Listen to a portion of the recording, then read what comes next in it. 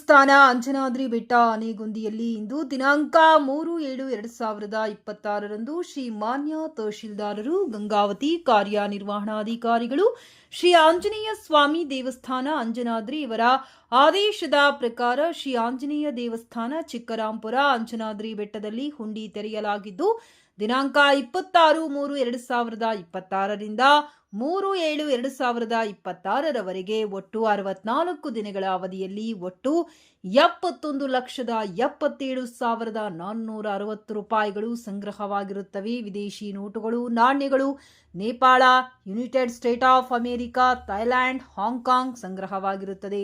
ಈ ಸಂದರ್ಭದಲ್ಲಿ ಕಂದಾಯ ಇಲಾಖೆಯ ಶ್ರೀ ಪ್ರಕಾಶ್ ನಾಯಕ್ ಶಿರಸ್ತಿದಾರರು ಹಾಗೂ ಶ್ರೀಮತಿ ಕೃಷ್ಣವೇಣಿ ಶಿರಸ್ತಿದಾರರು, ಪ್ರಭುಸ್ವಾಮಿ, ಸುಧಾ, ಸುಪ್ರಿಯಾ ಗಣತಿದಾರರು, ಪರಿಚಾರಕರಾದ ನವಾಜ್, ಯಶವಂತ್, ಶರಣಪ್ಪ, ರಾಜೇಶ್, ಕೆಜಿಬಿ ಸಣಾಪುರ್ ಬ್ಯಾಂಕ್ ಸಿಬ್ಬಂದಿಗಳಾದ ಮ್ಯಾನೇಜರ್ ನವೀನ್ ಕುಮಾರ್, ಹನುಮೇಶ್, ಪೊಲೀಸ್ ಸಿಬ್ಬಂದಿ ಹಾಗೂ ವೆಂಕಟೇಶ್, ದೇವಸ್ಥಾನದ ಸಿಬ್ಬಂದಿ ವರ್ಗ, ಮಹಿಳಾ ಸ್ವಯಂ ಸೇವಾ ಸಂಘದವರು ಹಾಜರಿದ್ದರು.